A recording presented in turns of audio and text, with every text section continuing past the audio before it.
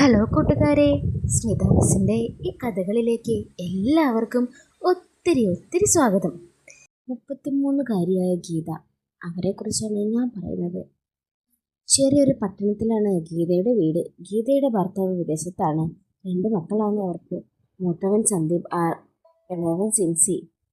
+2കാരനായ ഗീതയുടെ ഭർത്താവിൻ്റെ ചേച്ചിയുടെ മകനാണ് അവർക്ക് കൂട്ടിനുള്ളത്. 5 അടി 5 ഇഞ്ച് ഉയരം, വെളുത്ത നിറം, സിനിമാ താരം സുവർണ്ണ നായരുടെ പോലെ ശരീരപ്രകൃതം.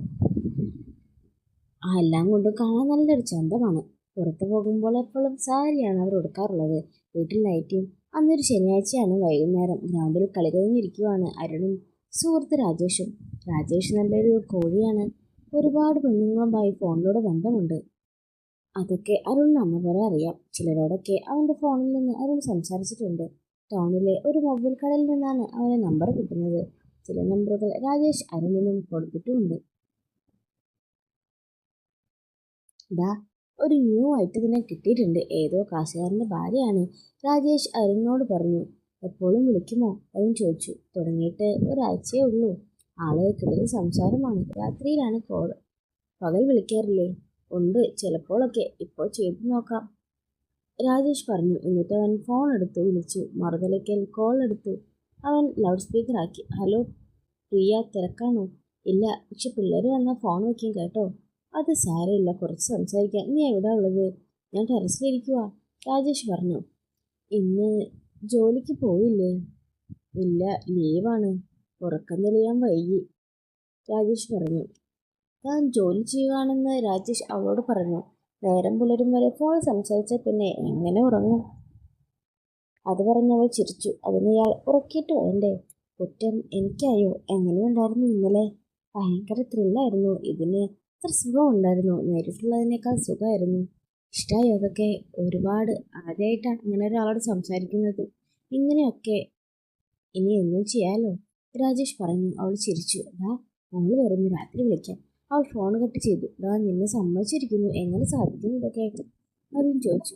ഇതൊക്കെ ഒരു ടെക്നിക്കാണ് മോനെ, രാജേഷ് പറഞ്ഞു. ഗ്രൗണ്ടിൽ നിന്ന് പോകുന്നതിന് മുമ്പ് അരുൺ രാജേഷ് കാണാതെ ആ നമ്പർ തൻ്റെ ഫോണിൽ സേവ് ചെയ്തു. രാത്രി ഉറങ്ങാൻ കിടന്നപ്പോൾ അവളെ എങ്ങനെ വിളിക്കുമെന്ന് ചിന്തയായിരുന്നു അരുണിന്. സമയം 11 കഴിഞ്ഞു. അരുൺ ആ നമ്പറിലേക്ക് ഒരു മെസ്സേജ് അയച്ചു. വെറുതെ, റിപ്ലൈ ഒന്നും വന്നില്ല.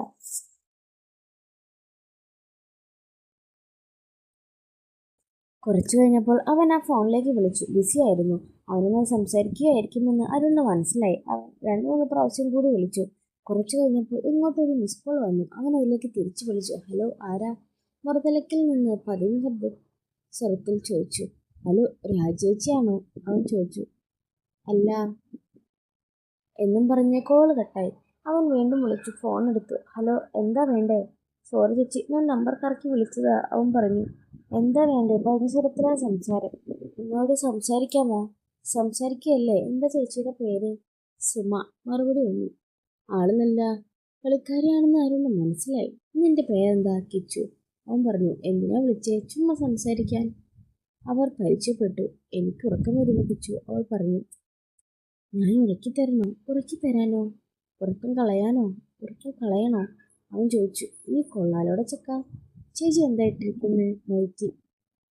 അടിയിലെന്തേലും? ഇല്ലടാ, ഞാൻ ചേച്ചിയുടെ അടുത്ത് കിടക്കട്ടെ, അത് വേണോ? പ്ലീസ് ചേച്ചി, എന്ന് വാ. അങ്ങനെ സംസാരിച്ച് അവർ കാട് കയറി എന്ന് തന്നെ പറയാം. അങ്ങനെ ഒരു എല്ലാ കാര്യങ്ങളും അവർ സംസാരിച്ചു. ഒരുപാട് സന്തോഷത്തോടെ അവർ അങ്ങനെ കിടന്നിറങ്ങി. ശരി ചേച്ചി, പിന്നെ നാളെ വയ്ക്കും, എടുക്കണം. അങ്ങനെ 3 ദിവസം കഴിഞ്ഞു. അന്ന് ക്ലാസ് കഴിഞ്ഞ് വരികയാണ് അരുണും രാജേഷും.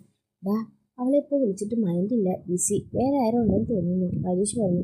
അതിന് പറ്റിയതാ? ഒന്നറിയാത്ത പോലെ അരുൺ ചോദിച്ചു. അറിയില്ല, വേറെ വല്ലതും കിട്ടിക്കാണും, ഇനി വേറെ നോക്കണം, രാജേഷ് പറഞ്ഞു. വീട്ടിലെത്തി അരുൺ ഫോൺ എടുത്ത് ഓൺ ചെയ്തു. അപ്പോഴൊരു മെസ്സേജ് വന്നിരിക്കുന്നു. കിച്ചു, ഞാൻ ഈ നമ്പർ കളയുകയാ. ഈ നമ്പർ അയച്ചിട്ടുണ്ട്, ഇനി അതിൽ വിളിച്ചാൽ മതി. അരുൺ ആ നമ്പർ സേവ് ചെയ്തു. അവൻ അതിലേക്ക് മെസ്സേജ് അയച്ചു. പിന്നെ അരുൺ കുളി കഴിഞ്ഞ് TV കാണാൻ വന്നിരുന്നു. പിള്ളേരും TVക്ക് മുന്നിലായിരുന്നു. അപ്പോൾ ഗീത അങ്ങോട്ട് വന്നു. എന്നിട്ട് പിള്ളേർ 2 പേരോടും പോയി പഠിക്കാൻ പറഞ്ഞു. അവരെ പറഞ്ഞു വിട്ടു. എന്നിട്ട് കയ്യിലുണ്ടായിരുന്ന ചായ അരുണിന് കൊടുത്തു. എന്നിട്ട് അടുക്കളയിലേക്ക് പോയി. ഇളനീല നിറത്തിലുള്ള ഒരു നൈറ്റിയാണ് ഗീത ഇട്ടിരുന്നത്. അരുൺ ഫോണിൽ സുമിക്ക് മെസ്സേജ് അയക്കുകയാണ്. എന്താ നമ്പർ മാറ്റിയേ? അതിൽ ഒരുപാട് കോള് വരുന്നതാ. മറുപടി വന്നു. എന്തെടുക്കുക? അടുക്കളയിലാ. പണി കഴിഞ്ഞു. ഇല്ലെങ്കിൽ കുളിക്കണം. കുളിയിട്ട് കാണും. മറുപടി വന്നു. ഓക്കെ ചേച്ചി. ആ മറുപടി അയച്ചു.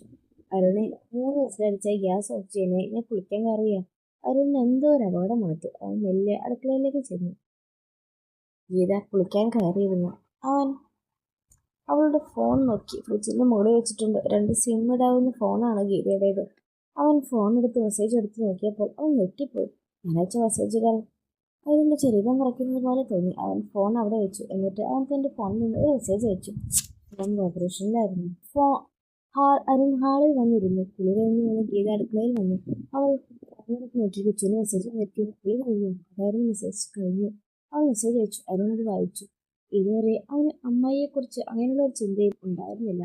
അവൻ അടുക്കളയിൽ നിൽക്കുന്ന അമ്മായിയെ ഒന്ന് പാളി നോക്കി. മുടിക്കായ നയിച്ചു നോട്ടിരിക്കുന്നു. മുടി തോർത്തുകൊണ്ട് മാടിക്കെട്ടിയിരിക്കുന്നു. പോലെ വിടർന്നിരിക്കുന്നു. ഗീത ഒരു കപ്പിൽ ചായയുമായി ഹാളിലേക്ക് വന്നു. എന്നിട്ട് സോഫയിൽ വന്നിരുന്നു. അവൻ ഫോൺ സൈലന്റ് ആക്കി. അവന് മുന്നിലായാണ് ഗീത ഇരിക്കുന്നത്. അവൻ അമ്മായി അടിപൊളി നോക്കി. എന്നിട്ട് അവൻ അവൾക്ക് മെസ്സേജിക്കാൻ തുടങ്ങി. മോൾ എന്തെടുക്കുന്നു? TV കാണുവാടാ. തനിച്ചാണോ? അല്ല, അരുണുണ്ട്. ആരാരും? ഭർത്താവിന്റെ ചേച്ചിയുടെ മോനാ. നീ പറഞ്ഞ പോലെ ഇന്നവിടെ വൃത്തിയാക്കി. ആ കൊള്ളാലോ. ആ മെസ്സേജ് അയച്ചതിന് ശേഷം അവൻ മെല്ലെ എഴുന്നേറ്റ് ബാത്റൂമിൽ നോക്കി. അവിടെയായി ഓരോന്ന് കിടക്കുന്നത് കണ്ടു. ഞാൻ അടുത്തെങ്ങാനും ആയിരുന്നില്ലെന്ന് അങ്ങനെ കഴിച്ചിരുന്നു. ആ മെസ്സേജ് അയച്ചു. അതല്ലടാ ഒരു വിഷമം. എനിക്കാണെ കഴിച്ചിട്ട് വയ്യ. നിനക്ക് ഇവിടെ പയ്യന്മാരൊന്നും ഇല്ലേ കളിക്കും? ഇല്ലടാ. അതിനങ്ങനെ വല്ലതും ഉണ്ടോടി? ഏയ് ഇല്ലടാ. അമ്മായിക്ക് ഏറ്റവും കൂടുതൽ ഇഷ്ടമുള്ള മരുമകനെ എന്നൊക്കെ വായിച്ചിട്ടുണ്ട്. അങ്ങനെയൊക്കെ ഉണ്ടോ? നീ വേണമെങ്കിൽ ട്രൈ ചെയ്ത് നോക്ക്. പോടാ. നീ എങ്ങനെ നോക്കാൻ? നിന്റെ നമ്പർ അവനറിയാമോ? ഇല്ല. അവൻ മറുപടി അയച്ചു. എങ്കിൽ നീ ഈ നമ്പറിൽ നിന്ന് അവന് വെറുതെ മെസ്സേജ് നോക്ക്. അപ്പോൾ അറിയാം. അത് വേണോ? നോക്ക്. കിട്ടിയാൽ സുരക്ഷിതമായി കാര്യങ്ങൾ നടത്തിക്കൂടെ? പേടിയുണ്ട്. എന്നാലും നോക്കാം അല്ലേ? അവൾ അയച്ചു. ഗീത തിരിഞ്ഞു നോക്കി. അരുൺ TV നോക്കിയിരിക്കുകയാണ്. അവൾ എഴുന്നേറ്റ് മെല്ലെ മുറിയിലേക്ക് പോയി ബെഡിൽ കിടന്നു. അരുണിനെ കാണാം അവൾക്ക്. അവൾ തന്റെ ന്യൂ നമ്പറിൽ നിന്ന് അരുണിന്റെ ഫോണിലേക്ക് മിസ് കോൾ അടിച്ചു.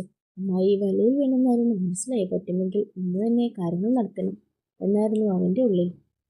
അരുൺ ആ നമ്പറിലേക്ക് തിരിച്ചു വിളിച്ചു. അമ്മായിയെ പോലെ തനിക്കും 2 നമ്പർ ഉണ്ടെന്ന് ഓർത്ത് അരുൺ മനസ്സിൽ ചിരിച്ചു. ഗീത ഫോണിൽ നോക്കി. മനു കോളിംഗ് എന്ന് തെളിയുന്നു. അവൾ കോൾ എടുത്തു. എന്നിട്ട് പതിയെ ചോദിച്ചു. മനു, നീ എവിടെയാ? ആരാ? ഞാൻ മനുവല്ല, അരുണാണ്. അവൻ പറഞ്ഞു. അവൻ കോൾ ചെയ്തു. എന്നിട്ട് മെസ്സേജ്. Sorry, number മാറിയതാ. സാരമില്ല. എന്താ പേര്? പ്രിയ. മറുപടി വന്നു. ഞാൻ വിളിക്കട്ടെ? ഓക്കെ എന്ന് അവൾ മറുപടി അയച്ചു. അരുൺ എഴുന്നേറ്റ് പോകുന്നത് അവൾ കണ്ടു. അതോടൊപ്പം അവൾക്ക് കോൾ വന്നു. അറ്റൻഡ് ചെയ്തു. Hello Priya. Hello Arun, number മാറിയതാണ്. അവൾ പറഞ്ഞു. സാരമില്ല. എന്ത് ചെയ്യുന്നു? ഞാൻ വീട്ടമ്മയാ. അവൾ പറഞ്ഞു. അവനോട് അങ്ങനെ സംസാരിക്കുമ്പോൾ തന്റെ ക്യാഗ് എന്ന് പറയൽ പോലെ പറഞ്ഞു. ഓ, ആന്റിയാണല്ലേ? എന്താ ആന്റിമാരെ ഇഷ്ടമല്ലേ? എന്നെ പോലുള്ളവർക്ക് ആന്റിമാരല്ലേ ഇഷ്ടം? വേറെ ആന്റിമാരുണ്ടോ ഇങ്ങനെ വിളിക്കാൻ? ഏയ് ഇല്ല, ഇതാദ്യമാ. അത് കള്ളം. ഇതുവരെ ആരെയും നോക്കിയിട്ടില്ലേ? നോക്കിയിട്ടൊക്കെ ആരാ മനസ്സിലുള്ള ആന്റി? ആന്റിയല്ല, അത് വേറൊരാളാ. അതാരാടാ? അത് പറയണോ? നീ പറ. എൻ്റെ അമ്മായി. അമ്മായിയോ? അത് അമ്മായിയെ പോലെ ഒരു സുന്ദരി സ്ത്രീ ഞാൻ കണ്ടിട്ടില്ല. അത്രയ്ക്ക് സുന്ദരിയാണോ? അവരുടെ ഭാഷയിൽ പറഞ്ഞാൽ നല്ല ചെറുക്ക്. കള്ള. നീ കൊള്ളാലോ. എന്താ കൂടുതൽ ഇഷ്ടം? മൊത്തമായി എനിക്കിഷ്ടം. അവൻ പറഞ്ഞു. നോക്കണ ചിലപ്പോൾ കിട്ടും. എങ്ങനെ? അവൻ ഗൾഫിലാണെന്നല്ലേ പറഞ്ഞേ? അമ്മായി ഞാന് ബോറടിച്ചിരിക്കുകയായിരിക്കും. എന്നെ പോലെ ആയിരിക്കുമോ? അമ്മായി എങ്ങനെ ഫോണൊക്കെ നല്ലപോലെ ഉപയോഗിക്കുമോ? മിക്കപ്പോഴും കുട്ടുന്നത് കാണാം. എന്നെ ഉറപ്പാണ്. നീ മുട്ടി നോക്ക്. അതെ, ഞാൻ പിന്നെ വിളിക്കാം കേട്ടോ. ശരി ആന്റി. ഫോൺ കട്ട് ചെയ്ത് അരുൺ ഹാളിൽ വന്നിരുന്നു.